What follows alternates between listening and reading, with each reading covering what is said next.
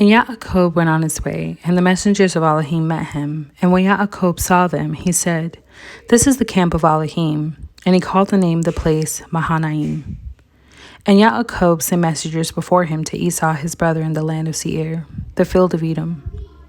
And he commanded them, saying, "Say this to my master Esau.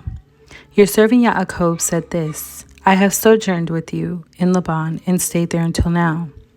And I have bulls and donkeys, flocks and males and female servants. And I have sent to inform my master to find favor in your eyes." So the messengers returned to Yaakov, saying, "We came to your brother Esau, and he also is coming to meet you, and 400 men with him." And Yaakov was greatly afraid and distressed.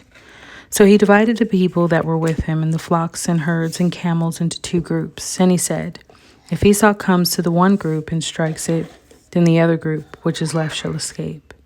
And Yaakov said, "O Elohim of my father Abraham, and Elohim of my father Yitzhak, Yahuah, who said to me, 'Return to your land and to your relatives, and I do good to you,' I do not deserve the least of all the loving commitment and all the truth which you have shown your servant. For I passed over this Yarden with my staff, and now I have become 2 groups. Deliver me, I pray, from the hand of my brother, from the hand of Esau, for I fear him, lest he come and he shall strike me, and the mother with the children. For you said, I shall certainly do good to you, and shall make your seed as the sand of the sea, which are too numerous to count." And he spent the night there, and took what came to his hand as a present from Esau's brother, 200 female goats and 20 male goats, 200 ewes and 20 rams, 30 suckling camels with their colts, 40 cows and 10 bulls, 20 female donkeys and 10 foals. And he gave into the hand of his servants every drove by itself, and said to his servants, "Pass over before me, and put some distance between drove and drove."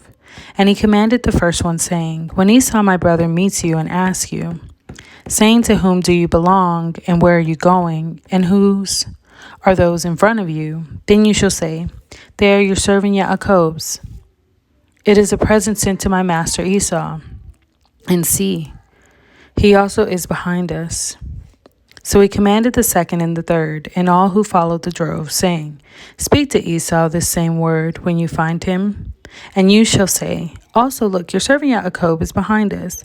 For he said, let me appease him with the present that goes before me, and after that see his face, he might accept me.' And the present passed over before him, but he himself spent the night in the camp. And he rose up that night, and took his 2 wives, and his 2 female servants, and his 11 sons, and passed over the ford of Yaakov. And he took them, and sent them over the stream, and sent over what he had, and Yaakov was left alone. And a man wrestled with him until the breaking of day.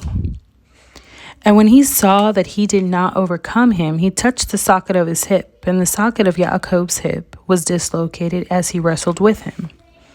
And he said, "Let me go, for the day breaks." But he said, "I am not letting you go until you have blessed me." So he asked him, "What is your name?" And he said, "Yaakov." And he said, "Your name is no longer Yaakov, but Yasharal, because you have striven with Elohim and with men, and have overcome."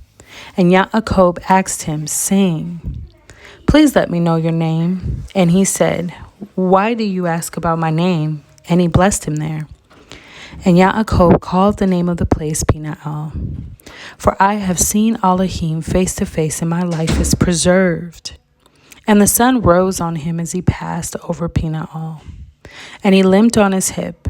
That is why the children of Yasharal to this day do not eat the sinew of the hip, which is on the socket of the thigh, because it touched the socket of the thigh of Yaakov in the sinew of the hip.